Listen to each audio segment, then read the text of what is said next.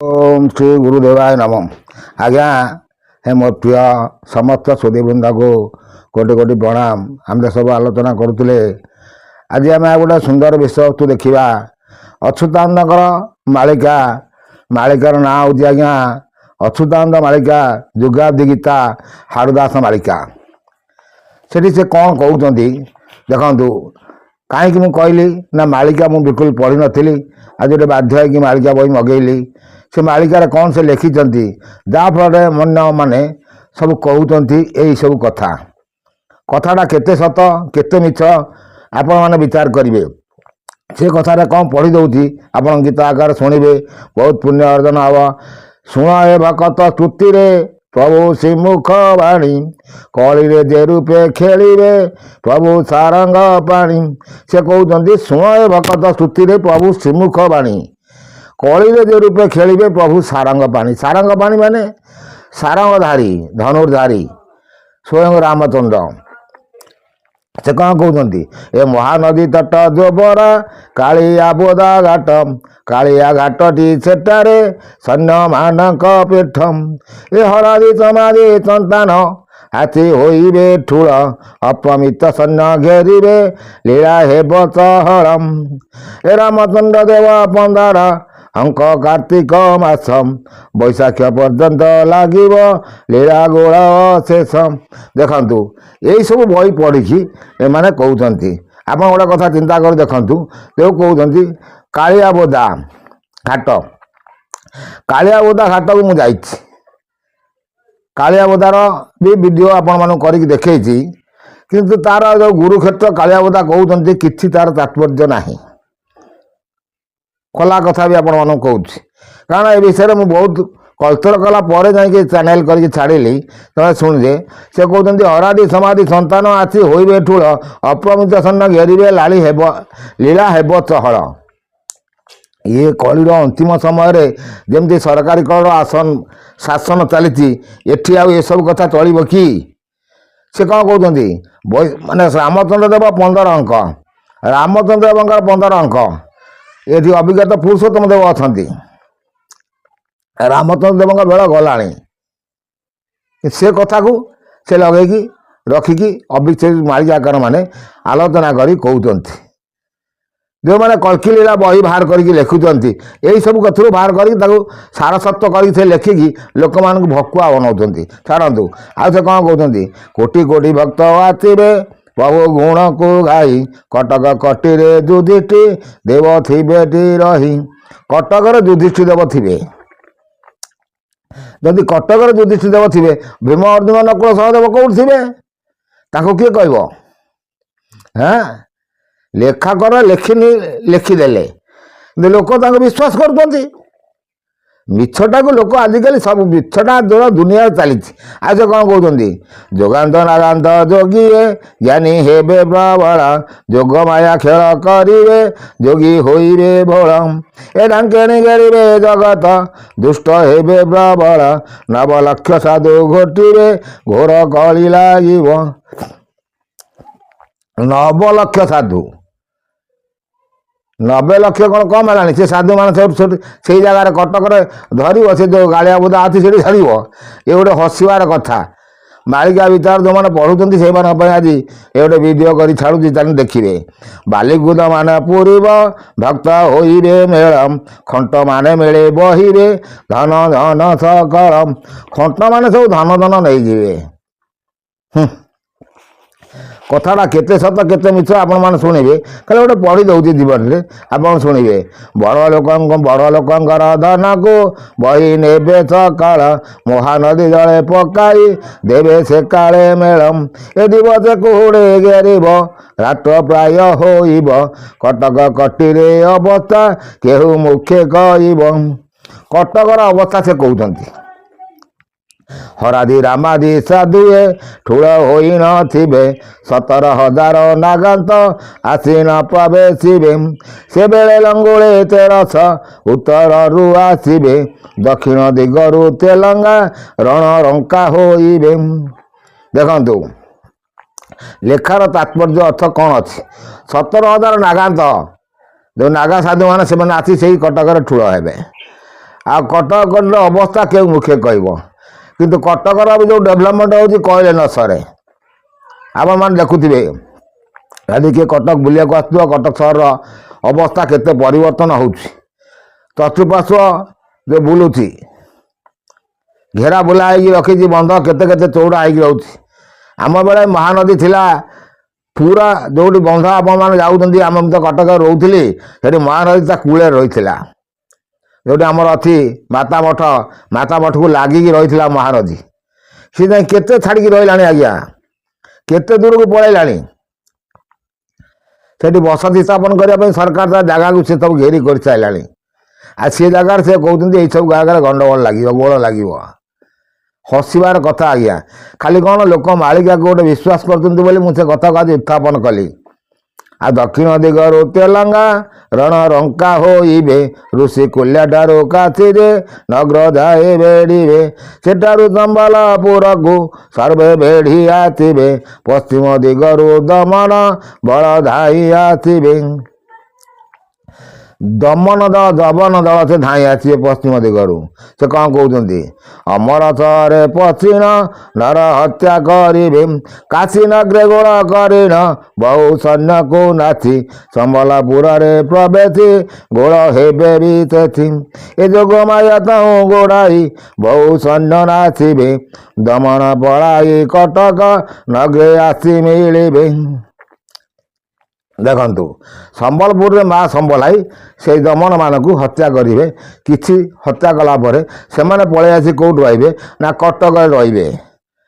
ବହୁତ ତରିଜା ଦେଖାଇ ଭୋଗ ଅମ୍ବା ଲାଗିବ, ଯୋଗିନୀ ଭକ୍ଷବେ ଭକିବେ ଦମନ ବଳ ତହୁଁ ବାଜିବ, ଏ ନୀଳାଚଳ ନାଥ ଗୋବିନ୍ଦ ସେତେବେଳରେ ପୁଣ, ସହି ନ ପାରିଣ ଭକତ ଗଣ ସଙ୍ଗେ ନେଇଣ, ନରେନ୍ଦ୍ର ସ୍ନାନ ସାରିଣ ପ୍ରଭୁ ହେବେ ବାହାର, 13 ସୁଆରଙ୍କ ସଙ୍ଗରେ ଚଢ଼ି ଅଶ୍ଵ ଉପର। ଏଇଠି ଆଜ୍ଞା କଥା ଦେଖନ୍ତୁ, ଜଗନ୍ନାଥ ତାଙ୍କର ଭକ୍ତକୁ ରକ୍ଷା କରିବା ପାଇଁ ନରେନ୍ଦ୍ର ପୋଖରୀରେ ସ୍ନାନ କରିକି ଘୋଡ଼ା ଚଢ଼ିକି ବାହାରିବେ। ତେଣୁ ଏମାନେ କହୁଛନ୍ତି ସମସ୍ତେ ଯେ ଜଗନ୍ନାଥ କଳ୍କି ଅବତାର ହେବେ।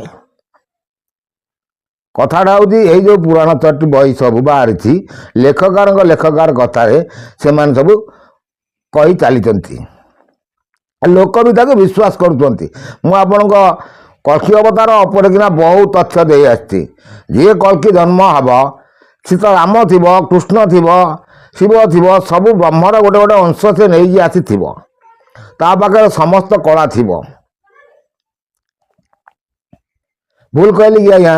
ଏବେ ଆପଣମାନେ ଚିନ୍ତା କରି ଦେଖୁଥିବେ, ରାମଚନ୍ଦ୍ର ଦେବ ସେକାଳେ ଗୁପ୍ତ ବେଶରେ ଥିବେ, ବିନ୍ଧ୍ୟାଚଳ ବନ ପର୍ବତେ ସେଉ ବ୍ରହ୍ମଣୁ ଥିବେ, ପ୍ରଭୁର ମହିମା ନ ଜାଣି ଗୁଞ୍ଜି ହେଉନଥିବେ, କଟକ କଟିରେ ଗୁପ୍ତରେ ଆସି ପ୍ରବେଶ ହେବେ, ଏ ନ ଚିହ୍ନିବେ କେହି ରାଜାଙ୍କୁ ରାଜା ମହୁନେ ଥିବେ, କାଠ ଯୋଡ଼ି ତଟ ଦେଖିଣ ରଣା ଷଣ୍ଢେ ରହିବେ। ଦେଖନ୍ତୁ, ଏଠି କାଠ ଯୋଡ଼ି ଆଉ ଯେଉଁ ମହାନଦୀ ଆଉ ମହାନଦୀ ଗୋଟେ ନଈର ଶାଖା ହେଉଛି କାଠ ଯୋଡ଼ି। ଏମାନେ ଯେଉଁ ମାଳିକା ଲେଖିଛନ୍ତି, ଆଜି ସେଇମାନଙ୍କ ପାଇଁ ପ୍ରଶ୍ନ ବି ଉଠୁଛି, କେଉଁ ଯୁଗରୁ ସେ ଯେଉଁ ପଶିକି ଦୁଇ ଭାଗ ହେଇଛି, କେବେକାର ଘଟଣା? ଯେଉଁମାନେ ମାଳିକା ବିଚାର କରୁଛନ୍ତି, ମାଳିକା ଆଲୋଚନା କରୁଛନ୍ତି, ସେ କହୁଛି ମୁଁ ମାଳିକା ଗବେଷକ, ସେ କହୁଛି ମାଳିକା ପ୍ରଚାରକ, ବହୁତ ଚ୍ୟାନେଲ ବାହାରୁଛି ଆଜ୍ଞା। ଏ ବିଷୟରେ ତଥ୍ୟ ଦେଇପାରିବେ? କଳ୍କି ଲୀଳା ଲାଗି ତ ବହୁତ ତଥ୍ୟ ବାହାର କରୁଛନ୍ତି। ଆଜି ଆମେ ସେ ବିଷୟରେ ଆଲୋଚନା କରୁଛନ୍ତି। ଅଳ୍ପ ଅଳ୍ପ ଟିକେ ଟିକେ ଖାଲି ପଢ଼ି ଯାଉଛି ବହି। ବ୍ରହ୍ମ ତାର ଖେଳ ସେ କରୁଛି, ସବୁବେଳେ କରିବ। ବ୍ରହ୍ମ ହେଉଛି ଏକ ବ୍ରହ୍ମ ଦ୍ୱିତୀୟ ନାସ୍ତି। ସେ ହେଉଛି ସଚରାଚର ଜଗତର କର୍ତ୍ତା। ତେଣୁ ତାର ଖେଳା ଲୀଳା ଭିତରେ ସମସ୍ତେ ବି ପ୍ରତିପାଦିତ ହେଇକି ରୁହନ୍ତି ସବୁ ଯୁଗରେ ଆଜ୍ଞା। ଯେଉଁଠି ଅନ୍ୟାୟ ଅଧର୍ମ ବଢ଼ିବ, ମୁଁ ଆପଣମାନଙ୍କୁ ଦେଖିକି କହୁଥିଲି ବି ଆମର ବି ଯେଉଁ ପରିସ୍ଥିତି ଅଛି, ଓଡ଼ିଶାର ଯେଉଁ ରାଜନୀତି ହେଉ ବା ଭାରତର ରାଜନୀତି ହେଉ, ସମ୍ବିଧାନର ଆଇନ ଅଛି ଗୋହତ୍ୟା କରିବନି। କିନ୍ତୁ ଗୋହତ୍ୟା ହେଉଛି ନା ନାହିଁ? କୌଣସି ଲୋକ ତା ଉପରେ ପ୍ରତିବାଦ କରୁଛନ୍ତି କି? କିଛି ଦଳ ଆମ ଓଡ଼ିଶାରେ ଏବେ ବାହାରିକି ଗୋହତ୍ୟା ପାଇଁ ବନ୍ଦ କରିବା ପାଇଁ ବହୁତ ଚେଷ୍ଟା କରୁଛନ୍ତି, ରାସ୍ତାଘାଟ ରୋକ କରୁଛନ୍ତି, ଯେଉଁ ଗାଡ଼ିରେ ଯାଉଛି ଗାଡ଼ି ସେମାନଙ୍କୁ ବନ୍ଦ କରୁଛନ୍ତି। କିନ୍ତୁ ସେମାନଙ୍କ ପାଇଁ ପୁଣି ଦେଖିଲା ବେଳକୁ ସେମାନଙ୍କୁ ଦଣ୍ଡ ମିଳିବାକୁ ସରକାର ବି ପଛଉନି। ଯେଉଁ ବଜରଙ୍ଗ ଦଳ ହୁଅନ୍ତୁ ବା ଯେଉଁ ସେନା ହୁଅନ୍ତୁ, ଯେଉଁ ସେନା ହୁଅନ୍ତୁ, ମୁଁ କାହା କଥା ବି କହୁନାହିଁ। କିନ୍ତୁ ଦୋଷ କାହାର? ଦୋଷ ହେଉଛି ଆଗ ହେଉଛି ପ୍ରଥମ ଦୋଷ ହେଉଛି ହିନ୍ଦୁମାନଙ୍କର। କାରଣ ତମେ ଗୋମାତାକୁ ପାଳିଲ, ତମେ ଗୋମାତାକୁ ବିକ୍ରି କରିଦେବ, ଅନ୍ୟାୟ ଅଧର୍ମର ସୀମା ବଢ଼ିଯିବ।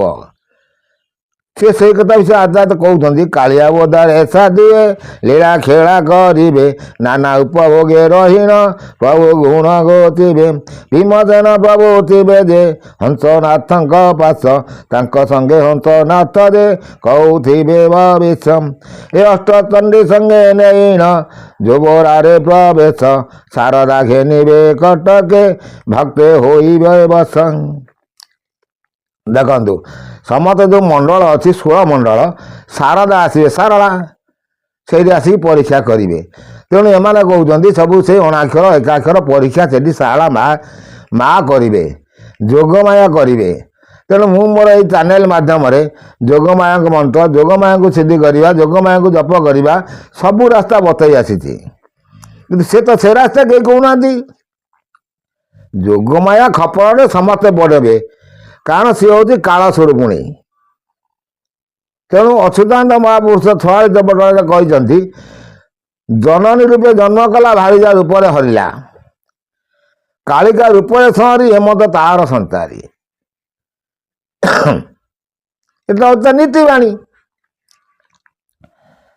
ତେଣୁ ତମେ ତାକୁ କ'ଣ କରିବ? ଆଉ ଭଲ କଥା ସେ କହୁଛନ୍ତି, ଆମେ କ'ଣ କହୁଛନ୍ତି ଦେଖିବା। ଅଲୌକିକ ଲୀଳା କରିବେ ଦେବୀ ଝଙ୍କଡ଼ ବାଛି, ପଦ୍ମେ ଭକ୍ତ ଦେଖି ଉଲ୍ଲାସ ହେବେ କଟକେ ବସି। ଏ କଳା ଧଳା ଅଶ୍ୱ ଉପରେ ପ୍ରଭୁ ହେବେ ବାହାର, ଭୁବନେଶ୍ୱରରେ ରହିବେ ପ୍ରଭୁ ରଙ୍ଗା ଅଧର। ଖଣ୍ଡଗିରି ସିଦ୍ଧ ସ୍ଥାନରେ ଯେତେ ଅଛନ୍ତି ଋଷି, ସେ କାଳେ ବାହାର ହୋଇବେ ପ୍ରଭୁ ନାମକୁ ଗତି। ସକାଳେ ସେବେଳେ ଠୁଳ ଯେ ହେବେ ବିନ୍ଦୁ ସାଗର, କପିଳେଶ୍ୱରରେ ଭେଟିଣ ହୋଇବେ ସୁପକାର। ଦେଖନ୍ତୁ ଯେ ଆଜି ଲେଖା ଅଛି ଯେ ଆପଣଙ୍କର କଳା ଧଳା ଅଶ୍ୱ ତଳିକି ତମେ 2 ଭାଇ ବାହାରିବେ, କଳ୍କି ଜଣେ ହବନି। କଳା ଧଳା ଘୋଡ଼ା 2ଟା ଘୋଡ଼ାକୁ କ'ଣ ଜଣେ ମଣିଷ ଚଢ଼ିବ କି? ତାହେଲେ 2ଟା ଘୋଡ଼ା ଚଢ଼ିବେ, 2 ଭାଇ ଚଢ଼ିବେ। ତାହେଲେ ସେ 2 ଭାଇ କେମିତି ଜନ୍ମ ହେବେ?